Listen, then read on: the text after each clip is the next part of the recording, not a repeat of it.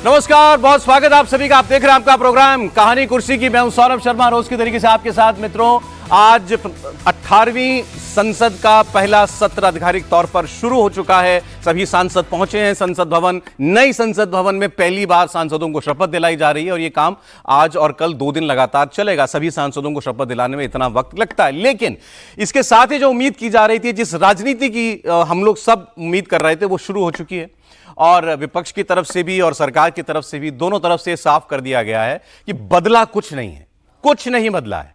सरकार वही, प्रधानमंत्री वही, विपक्ष वही। ताकत घटती या बढ़ती, ज्यादा बढ़ती कम होती हो सकती है, कुछ ऐसा हुआ हो, लेकिन कोई फर्क आप अगर ये समझें कि दोनों के रिश्तों में आया हो तो ऐसा बिल्कुल नहीं है। इसको बिल्कुल स्पष्ट आज प्रधानमंत्री मोदी ने भी कर दिया और दूसरी तरफ से विपक्ष के बड़े बड़े नेताओं ने भी कर दिया।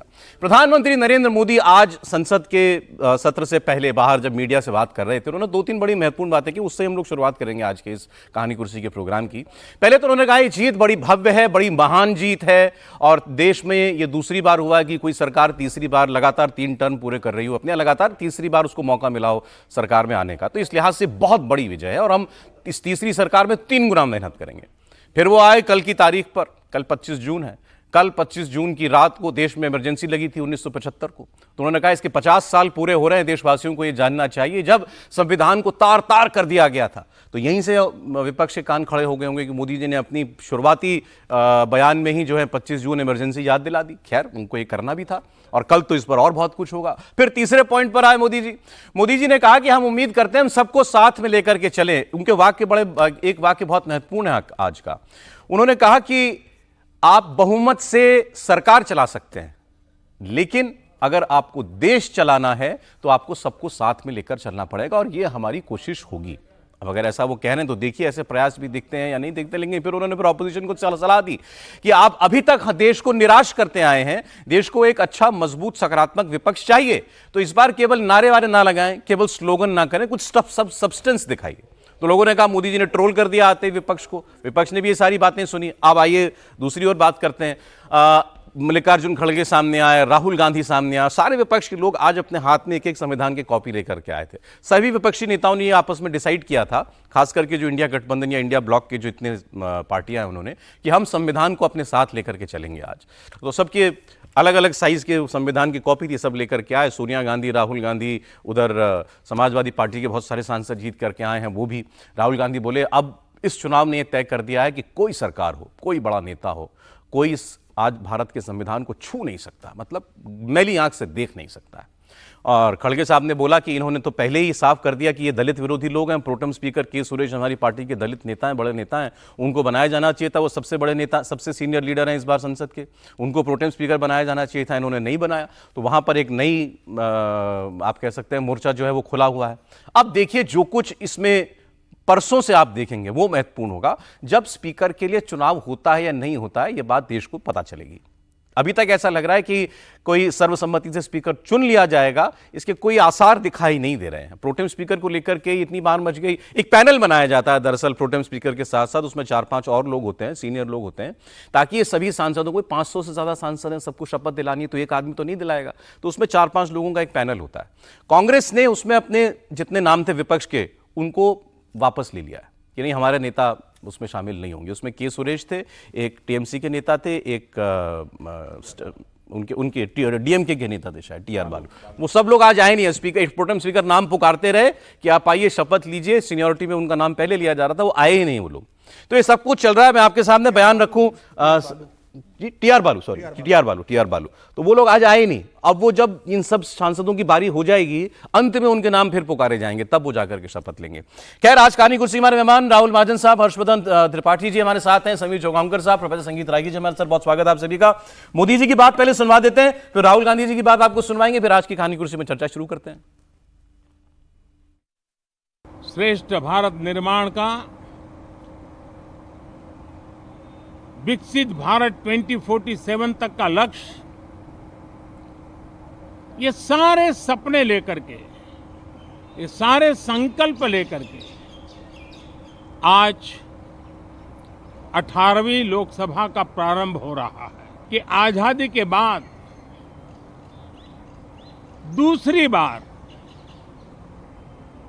किसी सरकार को लगातार तीसरी बार सेवा करने के लिए देश की जनता ने अवसर दिया है और ये अवसर 60 साल के बाद आया है।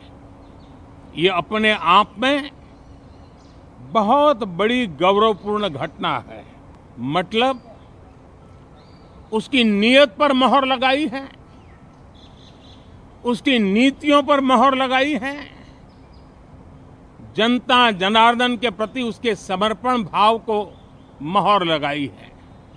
मैं आज देशवासियों को विश्वास दिलाता हूं कि आपने हमें जो तीसरी बार मौका दिया है, 2 बार सरकार चलाने का अनुभव हमारे साथ जुड़ा है। सरकार चलाने के लिए बहुमत होता है, लेकिन देश चलाने के लिए सहमति बहुत जरूरी होती है और इसलिए हमारा निरंतर प्रयास रहेगा कि हर किसी की सहमति के साथ, हर किसी को साथ लेकर के मां भारती की सेवा करे। देश की जनता विपक्ष से अच्छे कदमों की अपेक्षा रखती है। अब तक जो निराशा मिली है, शायद इस 18वीं लोकसभा में विपक्ष देश के सामान्य नागरिकों की विपक्ष के नाते उनकी भूमिका की अपेक्षा करता है, लोकतंत्र की गरिमा को बनाए रखने की अपेक्षा करता है। मैं आशा करता हूं कि विपक्ष उस पर खरा उतरेगा। साथियों, सदन में सामान्य मानवीय की अपेक्षा रहती है डिबेट की, विजिलेंस की। लोगों को अपेक्षा नहीं है कि नखरे होते रहे, ड्रामा होते रहे, डिस्टर्बेंस होता रहे। लोग सब्सटेंस चाहते हैं, स्लोगन नहीं चाहते हैं। आज हम 24 जून को मिल रहे हैं। कल 25 जून है। जो लोग इस देश के संविधान की गरिमा से समर्पित हैं, जो लोग भारत की लोकतांत्रिक परंपराओं पे निष्ठा रखते हैं, उनके लिए 25 जून न भूलने वाला दिवस है। कल 25 जून को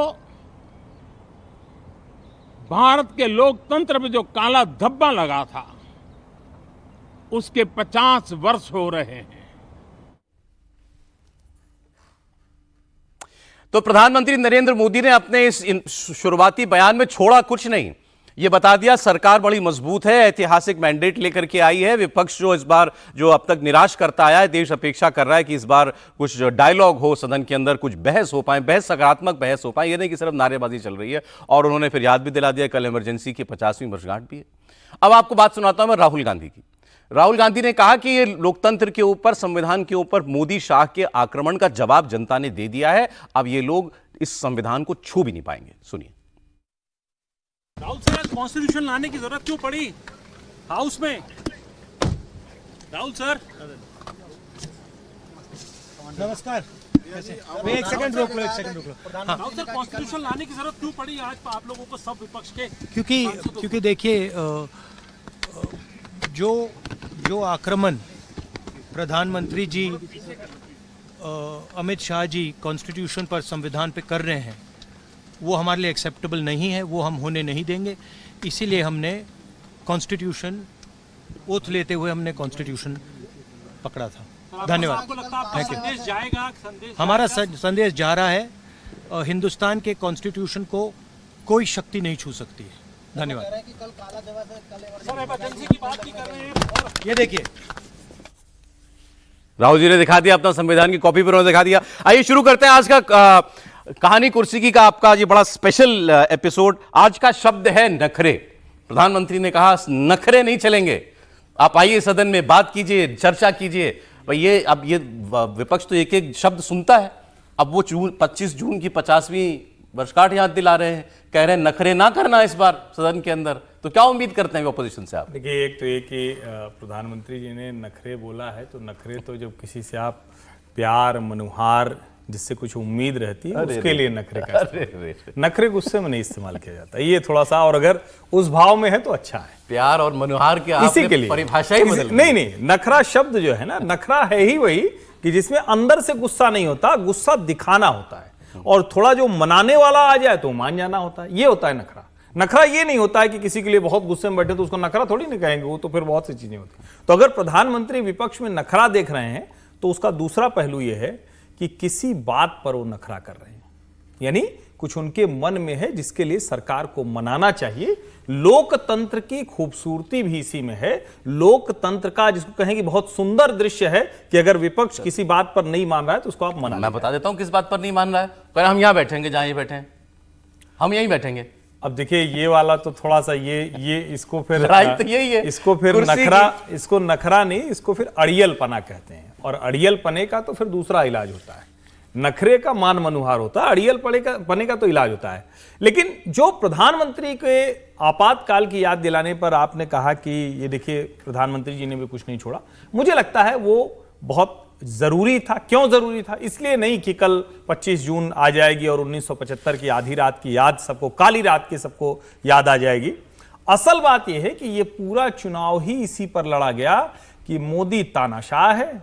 मोदी जब 4 जून को जीत जाएगा, शपथ लेगा, तो सब चुनाव बंद कर देगा, इस संसद में ताला लगा देगा। बताइए, इतनी खूबसूरत संसद बनवाने के बाद आज तक कोई नेता नहीं बनवा पाए, वो भला ताला लगवाते? उसको तो जो चीज आप अर्न करते हैं, कमाते हैं, उसको फ्लॉन्ट करते हैं, उसको दिखाते हैं। तो मुझे लगता है कि ये, लेकिन किसने लगाया आपातकाल? 50 वर्ष पूर्व श्रीमती इंदिरा गांधी जी ने लगाया। करीब करीब 1.25 साल इस देश के लोगों के सामान्य अधिकार सब छीन लिए गए। अब कोई ऐसा नहीं कर सकता। और मुझे याद है, नया नेशनल मीडिया सेंटर बना था तो वहां मेमोरियल लेक्चर की शुरुआत हुई तो अरुण जेटली जी ने एक बात कही थी कि आज के समय में यह सब नहीं हो सकता। पहले का समय अलग था कि चलो 4 अखबार है, 4 टीवी चैनल है, तब तो खैर टीवी चैनल थे नहीं, उसको बंद करा दो, अपना आईबी मिनिस्टर लगा दो कि कॉपी पहले यहां चेक होगी। आज ये जिसको कहते हैं ना कि ऐसा समय है जिसमें कहीं से भी सूचना आ सकती है। तो मुझे लगता है यह प्रधानमंत्री ने बिल्कुल दुरुस्त बात की है, और इन दोनों चीजों को संदर्भ में विपक्ष को कल 25 जून है और प्रधानमंत्री या भाजपा या एनडीए इस बात को नहीं उठाता, इस बात की तो कोई भी उम्मीद नहीं कर रहा था। लेकिन जब आपने कहा कि भाई मनाने की कोशिश करनी चाहिए, ऐसा मतलब नखरे शब्द का उन्होंने इस्तेमाल किया, तो अगर वो किसी बात पर रूठे हैं तो मना लिया जाए, वो प्रयास तो नहीं दिखा ना उसमें। तो आप ये कोशिश करते हैं, अच्छा इनको ये बात बुरी लगती है, इनको ये बात चुभती है, चलो इस बात का मेंशन छोड़ दो, अभी मत बोलो। लेकिन उन्होंने तो वो भी नहीं कहा। राहुल जी, आप ये भी कह दिया भाई इस बार जरा नखरे वखरे छोड़कर बात, अच्छा ठीक है, कंस्ट्रक्टिव बात करना। देखिए, ये कोई मनाने वाली बात तो नहीं थी। आज सुबह क्या हुआ, सारे विपक्षी दल के नेता जुटे और गांधी जी की मूर्ति के पास गए और उन्होंने वही कॉपी संविधान, गांधी जी की मूर्ति नहीं, जहां मूर्ति नहीं है, जहां नहीं है, मान लीजिए वहां हटा दी गई, वहां पे पहुंचे और वही वाली कॉपी जो लाल रंग की है, मैंने जितनी संविधान की कॉपी देखी है वो ब्लैक और गोल्डन कलर की, जो संसद में भी रखी गई है, ब्लू पे तो या ब्लैक पे, ब्लैक या ब्लू और गोल्डन कलर की है। और ये संविधान की कॉपी कुछ नई है जो लाल कलर की है। तो वो लाल कलर की कॉपी दिखाई और कहा कि हम जो है इस संविधान की रक्षा करेंगे और हम जो है किसी हालत में जो ये सरकार है बीजेपी की या एनडीए की, इसको इस संविधान से छेड़छाड़ की इजाजत नहीं देंगे, ये कहा। तो उसी का जवाब आपको प्रधानमंत्री ने दिया। देखिए, प्रधानमंत्री बड़े सोच समझ के, बड़े चीजों को बड़े अच्छे से समेटते हैं, और उन्होंने उसी का जवाब दिया कि देखिए, संविधान से छेड़छाड़ या संविधान को अगर किसी ने पलटा था तो वो थी कांग्रेस पार्टी, जिसमें इंदिरा गांधी ने इमरजेंसी लगाई थी। तो हमारे पे ये बीजेपी या एनडीए पे ये आरोप नहीं है, ये आरोप कांग्रेस पे है, जो आज उसी संविधान की कॉपी को लेकर पूरे चुनाव में घूमी और उसने कहा कि देखिए ये बीजेपी संविधान बदल देगी, इसको चेंज कर देगी, आरक्षण हटा देगी। वही किया उन्होंने। तो बनता है प्रधानमंत्री का भी उसका जवाब देने का कि भाई आपके काम जो हैं वो दिखाई देते हैं हमें। भाई दोनों सेनाएं लेकिन बड़ी डट करके आज आई थी। जैसा उन्होंने बताया कि इधर से पूरा विपक्ष जो है वो संविधान की कॉपियां लहराता हुआ आया, मोदी जी ने वहां से साफ काफी कर दिया छपवाई हैं वैसे लाल कलर की उन्होंने कॉपियां, सबके हाथ में थी। वो राहुल गांधी के पास जो होती है वो सबकी अलग अलग है। नहीं, सपा वाले अलग लेकर नहीं, के मैं आए हैं, बताता हूं। लाल कलर की ही कॉपी अलग है। सपा की अलग है। मैं बताता बाकी हूँ, लाल वो ही जो राहुल गांधी जो संविधान की कॉपी लेके चल रहे हैं वो मेरे पास भी है। और ये वो तो आपने बेसिकली ये तो कभी बताया ही नहीं नहीं, वो जैन बुक डिपो पे आप जाइए और वहां से वो जो कह रहे हैं ना वो एक छापता है, बड़ा कंसाइज के तौर पर, बहुत छोटा संविधान का गुटका। हाँ, गुटका टाइप का है, वो लेकर के वो हमें भी एक सुप्रीम कोर्ट के एक वकील ने ही मुझे वो दिया था, क्योंकि हम भी हमेशा उसको रखते थे। तो सब संविधान बचा रहे हैं आज। देखिए, ये तो प्रतीकात्मक है, उनको एक पॉलिटिकल नैरेटिव क्रिएट करना है, इसलिए वो लेकर के आए। इसका कोई मायने नहीं है, कोई इसका मतलब नहीं है। वो एक बनाना चाहते हैं, नैरेटिव क्रिएट करते रहना चाहते हैं। अब प्रधानमंत्री जी ने पलटवार करके उनका जवाब दिया है। दूसरी बात, मुझे लगता है एक सलाह दूंगा, यदि प्रधानमंत्री के लोग यदि सुन रहे हो तो, जी जी, यदि प्रधानमंत्री दफ्तर सुन रहा हो या कोई भी सुन रहा हो, भारतीय जनता पार्टी के लोग या उससे संबंधित जो वाकई, इनको ये मैंडेटरी कर देना चाहिए कि जो भी संविधान सभा ने संविधान पास किया था उसमें भगवान राम के चित्र, भगवान कृष्ण कुरुक्षेत्र का मैदान और भगवान महावीर, भगवान गौतम बुद्ध, वो सारा सचित्र ही कॉन्स्टिट्यूशन सभी के हाथों में जाना चाहिए। ओरिजिनल वाला क्या? ओरिजिनल, उसी की उसका, उसमें से कोई भी पेज आप नहीं हटा सकते हैं। ऐसे ये अपने आप में अपराध है, आप नहीं हटा सकते थे। लेकिन मैं ये कह रहा हूं, आप धाराएं चेंज कर रहे हैं, ये अच्छी बात है, वो कीजिए, लेकिन वो पेज के साथ ही संविधान में संशोधन तो होते रहा है भाई। संविधान में संशोधन हुआ, कांग्रेस पार्टी ने संशोधन किया, जनता पार्टी आई तब संशोधन हुआ, भारतीय जनता पार्टी की सरकार आई तब हुआ, और नरेंद्र मोदी की सरकार ने भी संविधान में संशोधन किया। संविधान में संशोधन ठीक है, लेकिन वो जो रंगीन चित्र है वह भी संविधान का हिस्सा था, और वो भी उसको हटाया क्यों, ये समझ में नहीं आया। आपको जो जोड़ना घटाना है कर लेते भाई, जो लेकिन ओरिजिनल में जो चित्र थे वो क्यों हटाए? इसलिए हटाया क्योंकि उससे जो भारत का सांस्कृतिक बोध जा रहा था उसको खत्म करने का पाप इसी नेहरू की पार्टी ने किया है, वामपंथियों के दबाव में किया है। ठीक है, इस चीज को समझना चाहिए। और भारतीय जनता पार्टी अटल बिहारी वाजपेयी की सरकार थी तब भी नहीं की। आज की पॉलिटिक्स पर आते हैं। अब पर बात आते हैं। देखिए, मुझे लगता है कि संसद में ये तेवर दोनों तरफ से चलने वाले हैं। विपक्ष ये मान करके चल रहा है कि सरकार के साथ, प्रधानमंत्री जी का कहना है कि भाई संसद तो, कल जो समीर जी कह रहे थे, बहुत अच्छा एक शब्द में समीर जी ने कहा था कि भाई आप सड़क की लड़ाई सड़क पे लड़िए, संसद तो संवाद का है, मुद्दों पर गंभीरता से बात, कितना कोई पढ़ लिख करके आता है इस पर निर्भर करता है ना। देखिए, जब हल्ला हंगामा हो तो पढ़े लिखे और अनपढ़ दोनों का सब प्रश्नों का मान बराबर हो जाता है। वैसे ही टेलीविजन डिबेट में भी एक पढ़ा लिखा आदमी आए और न ही पढ़ा लिखा आदमी आए, हल्ला हंगामा होता है तो दोनों का मान बराबर हो जाता है जी। वही हालत संसद में है। प्रधानमंत्री कह रहे हैं कि संसद तो संवाद का हिस्सा है। संवाद होगा या हल्ला होगा, आपको क्या लग रहा है? मुझे ऐसा लगता है कि जो विपक्ष का तेवर है, विपक्ष मान करके चल रहा है कि जो हमने किया है, जो नखरा जिसे प्रधानमंत्री ने कहा, वो नखरा ऐसे नहीं कर रहे हैं, हल्ला हंगामा। ये देख लीजिएगा, मुझे लगता है कि जैसे ही नीट का होगा, नेट का होगा, इसी पर कम से कम ये भेंट चढ़ जाएगी। शुरू हो गया वो। आज जब धर्मेंद्र प्रधान अपनी शपथ लेने के लिए आए सांसद की, तो उसमें नारेबाजी शुरू हो गए थे। वो मैं दिखाऊंगा भी आपको। समीर जी के पास, पहले समीर जी को बधाई।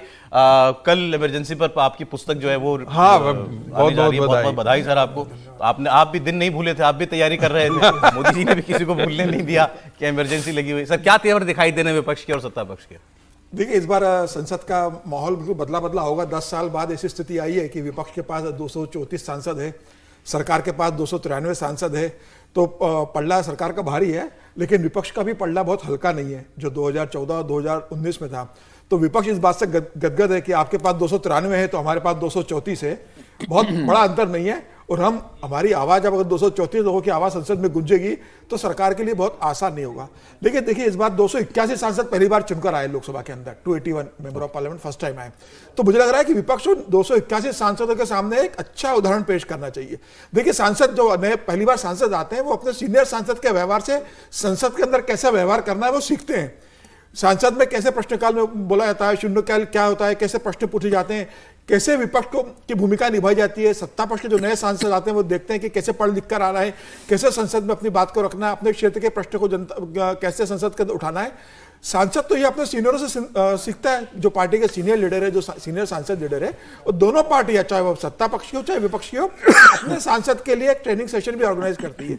तो मुझे लग रहा है कि विपक्ष को ये ध्यान रखना चाहिए कि जो नए सांसद आए उन्हें आप कैसा माहौल दे रहे हो। आप उन्हें हो हल्ला का माहौल दोगे, आप उन्हें वहां पर बताओगे कि सिर्फ संसद के अंदर हल्ला करना है, प्रश्न नहीं पूछना है, तो वो यही आपकी जो परिपाटी लेकर आगे चलेगा, जो आपने कहा कि पार्टियां ट्रेनिंग सेशन करती हैं अपने नए सांसदों के लिए, सांसदों के लिए तो उसमें ये कुछ अब ऐसा भी कुछ उसमें करना पड़ेगा कि भाई आप टेबल पर चढ़ना कैसे होता है, प्ले कार्ड कैसे बनाना होता है, देखिए तो कैसे कैसे नारे बनाने होते हैं। ये तो मुझे लगता है विपक्ष ने आज बता ही दिया होगा कि किस तरीके से शपथ ग्रहण हो रहा था, उसका बहिष्कार करो, किस तरह से बाहर जाके अब नारेबाजी करो।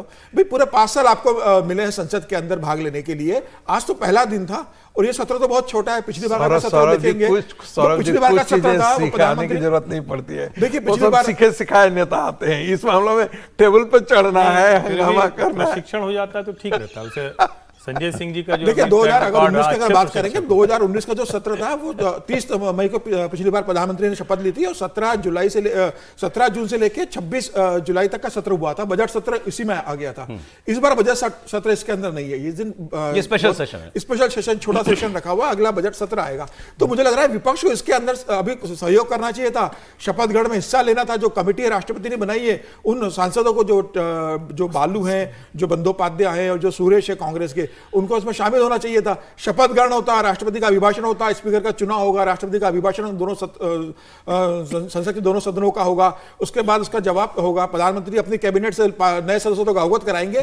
तो ये अच्छे माहौल में होना चाहिए। अभी तो प्रोटेम स्पीकर का विरोध किया है, अभी जब आप स्पीकर के लिए विरोध करोगे, स्पीकर का देख लीजिए, चुनाव होता है या मान मनोमल हो जाती है। प्रधानमंत्री ने तो कहा कि ये तो फिर वो वाक्य तो बड़ा महत्वपूर्ण है कि आप सरकार चला सकते हैं बहुमत से, देश चलाने के लिए सहमति चाहिए। लेकिन जिस तरीके से व्यवहार है, मुझे इस बात का डर है कि कहीं राष्ट्रपति का जो दोनों सदनों का संयुक्त सत्र होगा, उसको विपक्ष किस तरीके से लेता है। क्या विपक्ष वहां पर भी कोई अवरोध उत्पन्न करके, नारेबाजी करके उसके लिए एक गलत परिपाटी शुरू करता है? क्योंकि जिस तरीके से उन्होंने शुरुआत की है, मुझे लग रहा है उस समय भी वो इस तरह की हरकत करने से बाज नहीं आएंगे। स्पीकर के नाम की मुझे लगता है बहुत कुछ उस पर निर्भर करेगा। और जो अभी तक जानकारी आ रही है, कोई मन नहीं है सरकार का कि डिप्टी स्पीकर की पोस्ट विपक्ष को दी जाए। देखो, मुझे नहीं लगता है कि विपक्ष को सरकार डिप्टी स्पीकर का पोजीशन देने जा रही है। उसको पता है कि जो विपक्ष है वो बहुत कन्फ्रंटनिस्ट मोड में है, और कहा जाता है ना कि कन्फ्रंटेशन का जवाब जो होगा वो जब आपका तेवर पहले से पता है, विपक्ष का मंशा पहले से पता है, और विपक्ष कोई एक दिन के लिए तेवर ऐसा अपना करके रखेगा, ये भूल जाइए जी। पूरे संसद 5 साल आपको देखने के लिए मिलता है। यदि सरकार 5 साल चलती है तो वो तो ये मानते ही नहीं कि 5 साल चलेगी सरकार। मैं भी मानता हूं, मेरा भी अपना मानना है कि नरेंद्र मोदी हो सकता है कि एक दिन उठें और कहें कि नहीं, अब ठीक ही है, तुम्हारे बहुत हमने नखरे झेल लिए, अब हम चलते हैं, फिर से एक बार चलते हैं। मैं कह रहा हूं कि भाई यदि कोई देखिए, नरेंद्र मोदी की शख्सियत में एक चीज तो है, उनको एक जिसको कहते हैं ना इलास्टिसिटी, एक सीमा से बाहर कोई ज्यादा जाकर के उनको दबाव में नहीं ला सकता है, और वो बहुत ज्यादा इस ढंग की चीजें नहीं झेल सकते। लेकिन इसमें एक लाइन जोड़ देता हूं सर, मैं नरेंद्र मोदी ये रिस्क लेंगे नहीं। उन्हें पता है नीतीश कुमार और चंद्रबाबू नायडू चुनाव में जाने की हिम्मत नहीं करेंगे जो मोदी कर सकते हैं। वो सारे जो लोग चुनाव से डरते हैं, जिन्हें पता है कि इस बार जीत गए, अगली बार जीतेंगे नहीं, वो सारे कांग्रेस चले जाएंगे, वो सरकार बनाने की कोशिश करेंगे। नखरे वाला टॉन्ट उनके लिए भी तो नहीं था, कहीं तुम भी नखरे वगैरह। 7 के लोग तो नखरे